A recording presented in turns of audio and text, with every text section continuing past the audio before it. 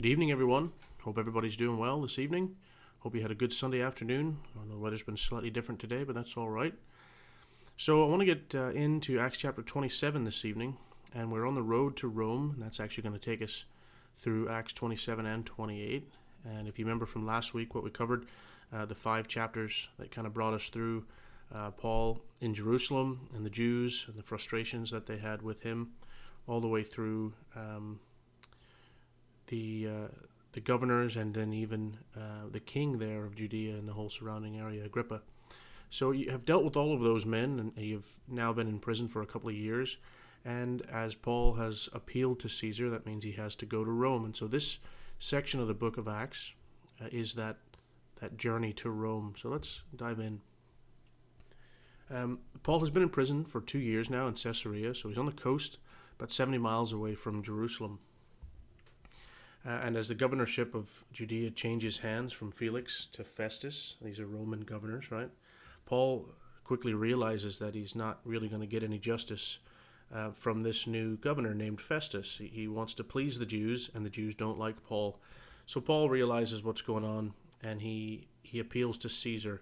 And that kind of takes it out of Festus's hands, as we talked about last week. And Festus has to do that as a Roman citizen. Paul has that right.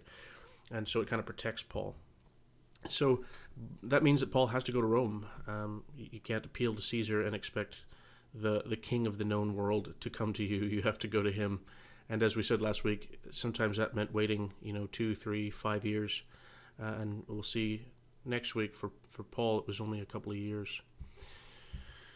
So this is actually a really great example that Paul uses and shows us that while we are bound to keep the laws of the land, we are also able to employ them. And so Paul uses the law, knew the law well enough to be able to actually employ it to his own favor. He knew because God told him that he was going to Rome. So Paul manipulates the system, and I say manipulates the system. The system was corrupt, and so Paul used the system to his advantage. And it was there for that to happen in protection. And so that's good for us today. Not that we should be trying to find ways or loopholes to get away from being good law-abiding citizens, but that when it comes down to it, if we're being dealt with incorrectly, as Christians, we have the right to use the system of law. As much as it binds us, it also protects us. So we're able to use that. And right now, we are being forced to stay at home by the government, and we need to adhere to that. But that also protects us in a way, and we need to be aware of what's going on around us. And it's for Paul's sake here, he knew the law well enough to be able to take advantage of that. And so we should at least have that kind of understanding and knowledge of our own law system to allow ourselves to use it to our best advantage. So with Paul traveling, he's going to be traveling mostly by boat, because that was the fastest and easiest way, and it was also safer for moving prisoners. Because if say I was a prisoner and I was a high value and I was traveling on the roads with, say, a centurion and a couple of other soldiers, if I was able to get a message out to any of my friends or whatever, they could actually hijack us on the road and steal me away and maybe kill the soldiers. So traveling by boat with prisoners was the preferred method, because there's nobody going to come swimming up to you and steal somebody off the boat. And so that's how the centurions did it a lot when they were moving prisoners, especially high-value prisoners like Paul, who had appealed to Caesar. His life was now in the hands of Caesar, and nobody else could take it. And so if Paul was to be lost or to die, his life, the centurion over his life, would have forfeited his own life. That's how Roman law worked. So they were then going to be heading on boat. The problem with that is that sailing the Mediterranean during fall or early winter was really dangerous because of the wind that comes up off the continent of North Africa and down from Greece.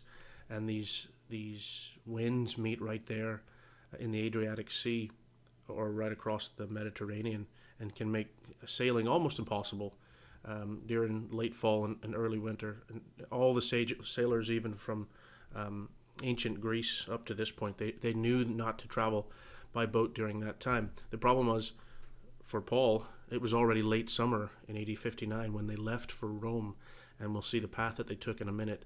And so it puts them in a seriously dangerous place. What they probably should have done is just held out until the spring came. So whatever reason it was that they decided to leave, I don't know. The text doesn't tell us, but there seems to have been some purpose for them to have pushed on at this point when they could have waited.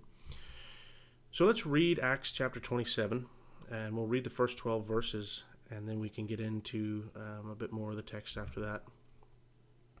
So let's read verse 1 through 12. And when it was decided that we should sail for Italy, they delivered Paul and some other prisoners to a centurion of the Augustan cohort named Julius, and embarking in a ship of Adramyttium, which was about to sail to the ports of the coast of Asia, we put to sea, accompanied by Aristarchus, a Macedonian from Thessalonica. The next day we put in at Sidon, and Julius treated Paul kindly and gave him leave to go to his friends and be cared for. And putting out to sea from there, we sailed under the lee of Cyprus, because the winds were against us. And when we had sailed across the open sea along the coast of Cilicia and Pamphylia, we came to Myra in Lycia. There a centurion found a ship of Alexandria sailing for Italy, and put us on board. We sailed slowly for a number of days and arrived with difficulty off Cnidus, and as the wind did not allow us to go any further, we sailed under the lee of Crete off Salmon, coasting along it with great difficulty. We came to a place called Fair Havens, which is near the city of Lasea. Since much time had passed, and the voyage was now dangerous because even the fast was already over, Paul advised them, saying, Sirs, I perceive that the voyage will be with injury and much loss, not only to the cargo and the ship, but also of our lives. But the centurion paid more attention to the pilot and to the owner of the ship than to what Paul said. And because the harbor was not suitable to spend the winter in, the majority decided to put out to sea from there on the chance that somehow they could reach Phoenix, a harbor of Crete, facing both southwest and northwest, and spend the winter there. So Paul is now traveling by sea. He's covered a fair amount of distance in that short amount of time. When Luke talks about, Luke being the author of the book of Acts, Luke talks about the fast already being over. That's Yom Kippur, or the Day of Atonement in English. And that was a Jewish festival that they had to keep. And that was the 10th day of Tishri in the Jewish calendar, and that was the 7th month. And that means that it always fell between the 14th of September and the 14th of October in our Western calendar. So we know from what Luke is saying there that if the Day of Atonement has already passed, we're somewhere between late September all the way maybe to late October. So we're already in fall. And as Luke says himself, it has become dangerous to travel. So they really shouldn't have been traveling. And Paul says to them, listen, guys, we don't need to be doing this. Let's just stay somewhere or go back a little bit. There's going to be much injury and loss. And he says, I perceive, I actually wonder if he isn't talking about having been told that by the Spirit, or having some supernatural understanding of that. And I'll try to explain that when I get a little further down the road, because it seems later on he seems to make reference to that again, but we'll get there when we get there. This is a rough drawing of what has transpired so far. You see on the very top left of the map, you see Rome and the yellow dot there that I have put. And then the very bottom right of the map, you can see Jerusalem and Caesarea. So it was from Caesarea that they actually made their initial voyage, and they moved about 70 miles up the coast to a place called Sidon. And you can see that there. They headed north then, and it's about 200 miles towards Cilicia, and then they head west along Pamphylia and the bottom coast of Asia. And they put into this little seaport called Myra, and then they're having a lot of difficulty as they're traveling, and they get to these little chain of islands, and they put into a place called Cnidus. And it seems from there that they were going to head towards Corinth, and maybe go through this isthmus here, and then along this way into Rome. That seems to have been the way they would have gone, rather than out through the open ocean, which would have been very difficult at this time to travel. But traveling along the lee of these islands would have given them some protection. Seems like that's what they were aiming to do, but weren't able to get that done. And again, the wind that comes down from Greece. This whole area is Greece, Macedonia, would have really forced them down towards the top of Africa, which is down here. Okay, so then they come down from the easternmost point of Crete, and they land at this place called Fair Haven. But they're trying to get into this place called Phoenix, which is just here, because it has a better port for keeping the ship through the winter weather, and Fair Haven seems to not have had a port that was suitable for that. So they could have stayed here, and they could have even gone back some, but instead they decide to push on, and we'll talk about that in just a minute. What I wanted to do is to try to give you a sense of scale. Often when we're looking at these maps, kind of like this one, it's hard to know just how far or how short that is unless you're very acquainted with these areas, which I'm assuming most of us aren't, right? This is a zoomed in version of Cyprus. And the reason I picked Cyprus is because it is just about the same size as Northern Ireland. So from Paphos here, on the western coast of Cyprus, all the way to the most northeastern tip of Cyprus, it's about 20 miles longer than it is from Bangor all the way to the farthest most tip of Donegal. So just for a sense of scale then, not scientific by any means, but just for a visual scale, you can see kind of how far Paul has traveled. Jerusalem is down here somewhere. He started off from here. He bounces up to Sidon, and all the way along here he comes in, and there's actually the port where he lands in there. So Paul has traveled about 800 or 900 miles already on a boat, and he has made a lot of distance. But again, when you're reading through the text, you kind of don't see that we're talking weeks, maybe even 2 months, up to 2 months. By the time you stop at Sidon, then you stop at Myra, then you stop at Cnidus, how long that they have been traveling for, they're probably right in the middle of winter or just about to hit winter, and that's why they're trying to get to this place called Phoenix. That gives you an idea of scale and what's been going on. Let's get back to the text then. So this is from verse 13. Now, when the south wind blew gently, supposing that they had obtained their purpose, that is, that they're trying to get to Phoenix, they wanted to get to this next harbor of Crete. So they weighed anchor and sailed along Crete close to the shore. But soon a tempestuous wind called the northeaster struck down from the land, and when the ship was caught, it could not face the wind. We gave way to it and were driven along. Running under the lee of a small island called Kuada, we managed with difficulty to secure the ship's boat. So that's the little tiny lifeboat, or boat that they would have used to get into land and left the large ship out at sea with the anchors down. So verse 17. After hoisting it up, they used supports to undergird the ship. Then, fearing that they would run aground on the Syrtis, they lowered the gear, and thus were driven along. Since we were violently storm-tossed, they began the next day to jettison the cargo, and on the third day they threw the ship's tackle overboard with their own hands. When neither sun nor stars appeared for many days, and no small tempest lay on us, all hope of our being saved was at last abandoned. Since they had been without food for a long time, Paul stood up among them and said, Men, you should have listened to me and not set sail from Crete and incurred this injury and loss. Yet, now I urge you to take heart, for there will be no loss of life among you, but only of the ship. For this very night there stood before me an angel of God, to whom I belong and whom I worship. And he said, Do not be afraid, Paul, you must stand before Caesar. And behold, God has granted you all those who sail with you. So take heart, men, for I have faith in God that it will be exactly as I have been told, but we must run aground on some island. When the 14th night had come, and we were being driven along the Adriatic Sea, about midnight the sailors suspected that they were nearing land. So they took a sounding and found 24 fathoms. A little farther they took a sounding again and found 15 fathoms. And fearing that we might run on the rocks, they let down 4 anchors from the stern and prayed for day to come. And as the sailors were seeking to escape from the ship and had lowered the ship's boat into the sea under pretense of laying out anchors from the bow, Paul said to the centurion and to the soldiers, Unless these men stay in the ship, you cannot be saved. Then the soldiers cut away the ropes of the ship's boat and let it go. As the day was about to dawn, Paul urged them to take some food, saying, Today is the 14th day that you have continued in suspense and without food, having taken nothing. Therefore I urge you to take some food, for it will give you strength, for not a hair is to perish from the head of any of you.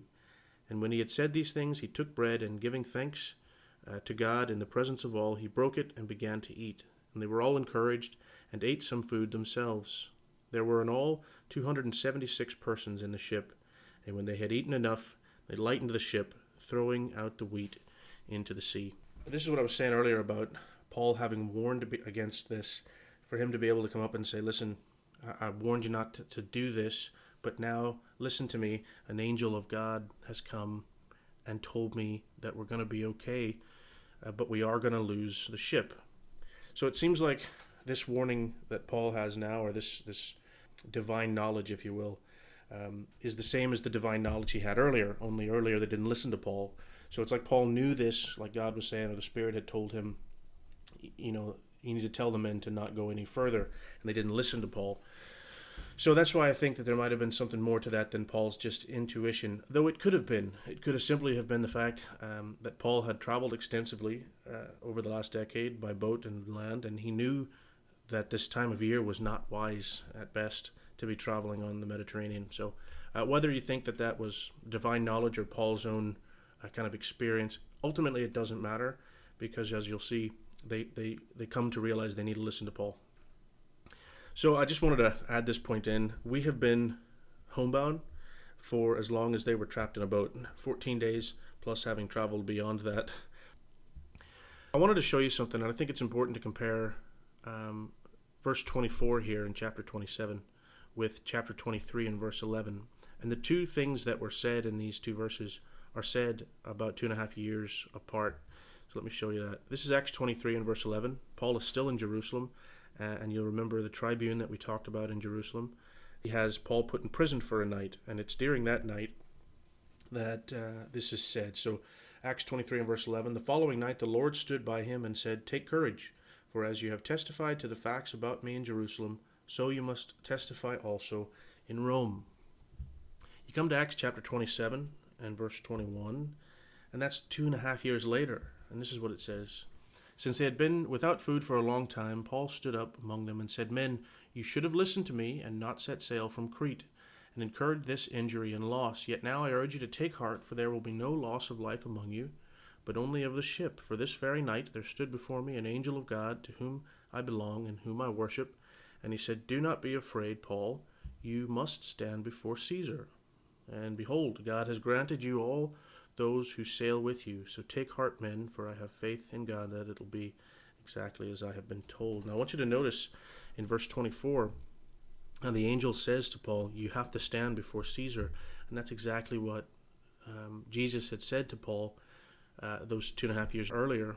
You're going to have to go to Rome. You must testify in Rome. And so what I thought was important about this is that God's plan had not been stopped, either by prison that Paul had been in, by the present disaster that they're in, or the plans of men. You think of Agrippa and Festus and Felix, those men who thought they were in charge of things, and indeed God was in charge. You're going to Rome, and that is still the case after all of this that has happened. And so I think for us in our present circumstance, with all of the things that are going on around us, God is going to have his plans come about no matter what happens. And on top of that, when we think about God working and we pray for God to help us or to do something for us, do we think about months and years, or do we think about days and weeks and hours? From a human point of view, God's timing can be very difficult, can't it? Can you imagine if any of us got put in prison? We might be thinking to ourselves, man, where is God? Why am I in jail? Is God not taking care of me? But we have to realize that God doesn't work the way often we want him to, or the way we think he should. That doesn't mean God is not working. And you have to think about Paul, again, as a very human person. We often see him as nearly a half God, this super apostle. But he was human, and I think we kind of miss those 2 years where he sat in a cell or chained up and had stuck with nothing to do. Well, what went through Paul's head? Did he lose hope at times? Was he frustrated and anxious? Did he become depressed at times? He's got to have experienced those things, as we also do. And Paul learned, as he says in the book of Philippians, how to become content, and that's because he had to, having dealt with imprisonments and all of these things that happened to him. In 2 Corinthians chapter 11, you can read about some of those things. So anyway, just thought that was valuable to add in at this point where we are in the world right now. Verse 31 in chapter 27 is a critical moment for the men, because at the first they have ignored Paul. But now in chapter 31, let's go back and show it to you. They have to have this opportunity, and this is what it says. The men had lowered the ship's boat into the sea under the pretense of laying out anchors from the bow. But Paul said to the centurion and the soldiers, "Unless these men stay on the boat, you cannot be saved." Notice that. Unless these men stay, you cannot be saved. And so the soldiers cut away the ropes of the ship's boat and let it go. This is an important bit. They have an opportunity to trust Paul, and ultimately, it's a test of faith in the Lord, because what Paul said the first time, they should have listened to. He was right. And now he's saying something else. Will we listen or will we not? Will we try to get off this boat and save ourselves? Or will we trust Paul, who was right the first time? And now he's talking about this angel coming and saying something to us. Should we listen to Paul? This little boat that we've got might be our chance to get off this ship and save our lives. What are we going to do? Well, we'll see what they did in a minute. But notice that everyone had to stay on board for everyone else to survive. And that's a strange one, that Paul doesn't say at the first when he's telling them that the angel comes and speaks to him.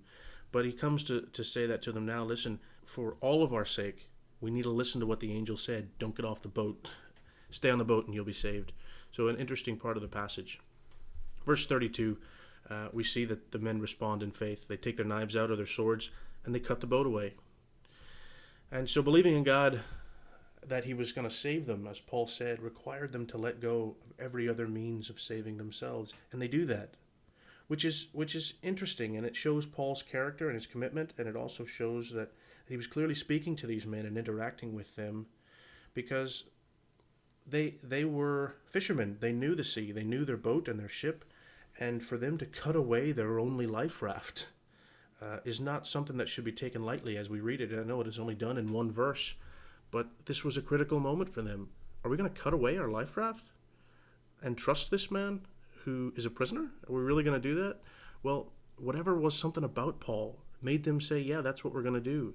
And so again, it speaks to the character of Paul, that he was able to convince these men that they needed to do and listen to Paul. So then Paul, in his typical pastoral style, encourages them and strengthens them, gets them to eat, and says, listen, you guys are going to be okay, because I worship this God and he's going to take care of us. So from Crete here in Fair Havens, is right here in the middle of the map, this is the rest of the journey that they make all the way over here to the island of Malta, and we'll get there in a second. They start off and they're trying to get to Phoenix. So again, it would have been about 70 or 80 miles from Fair Havens to Phoenix. Really should have been easy to do for seasoned sailors. But again, it shows you just how unpredictable the weather was and how dangerous it was, that instead of traveling 70 to 80 miles, they did about 600 and they didn't want to. So what this says there is they were concerned that they were actually going to hit the Syrtis, and that's this shallows area of northern Africa, has a lot of coral reefs and shallower waters, and the boat would have just been beat up by the surf. So they were trying to avoid that, so they drop anchor and their sails, and they're driven up towards the Adriatic Sea. And again, hot air comes up off this the southern hemisphere, off the tip of Africa, and pushes this hot wind up this way, and the wind that comes down off Greece meets in the middle and creates this really heavy, they called it the northeaster, and these winds that were very violent. So they were pushed and dragged up into the Adriatic Sea, which could have served them well had they been able to make it to the tip of Sicily, because then they would have been on a landmass and been able to make it on to Italy and on into Rome. But they're pushed more southerly than they think they are, and they actually end up heading to Malta. It says they didn't recognize the land, which means that they had traveled these waters before and were probably expecting to see Sicily. Instead, they end up in Malta. So I got this just for a sense of scale again, and an idea of just how far all of this is. If you could fly like a crow, and a crow could actually fly 1,430 miles, then you could go in a straight line from Rome to Jerusalem. In a straight line, it's 1,430 miles. But, and this is something that Paul couldn't have done, these are the major roads, modern roads, and if you were going to take the modern road there on that blue line, it would actually be 2,500 miles nearly to travel by road. So what Paul ends up doing is something in between those two. I reckon he's probably traveled 2,200 miles on the boat by the time he lands in Rome. And so that's just to kind of give you a rough scale of how far we are. And you remember the island of Cyprus here in Northern Ireland really only being the size of a penny on this map. Huge distances. And again, you kind of miss that in the text. We traveled for 14 days in rain, and that's this, the whole way along. And it's hard to take that in if you don't visualize it, and that's why I love these maps. It really helps you see, these guys sick as a dog for 2 weeks, no food, no water, eating wheat. It really kind of brings it home, the kind of difficulties that Paul and his friends faced as they traveled along. So let's read the last couple of verses then, and that'll bring us to our end of our class this evening, a shorter one, to just cover chapter 27. So let's come down and read chapter 27 and verse 39. Now when it was day, they did not recognize the land, but they noticed a bay with a beach, on which they planned, if possible, to run the ship ashore. So they cast off the anchors and left them in the sea, at the same time loosening the ropes that tied the rudders. Then, hoisting the foresail to the wind, they made for the beach. But striking a reef, they ran the vessel aground. The bow struck and remained unmovable, and the stern was being broken up by the surf. The soldiers' plan was to kill the prisoners, lest any of them should swim away and escape. But the centurion, wishing to save Paul, kept him from carrying out their plan. He ordered those who could swim to jump overboard first and to make for land, and the rest on planks or on pieces of the ship, and so it was that all were brought safely to land. Okay, so the men had already jettisoned all of the valuable cargo and even the food supplies that they had, and at this point it was just really about survival and not dying in the ocean as they struck this reef. And again, remember what I told you earlier about if they lost prisoners, their life was forfeit. So the soldiers are pulling out their knives ready to kill these prisoners so that their lives aren't forfeited.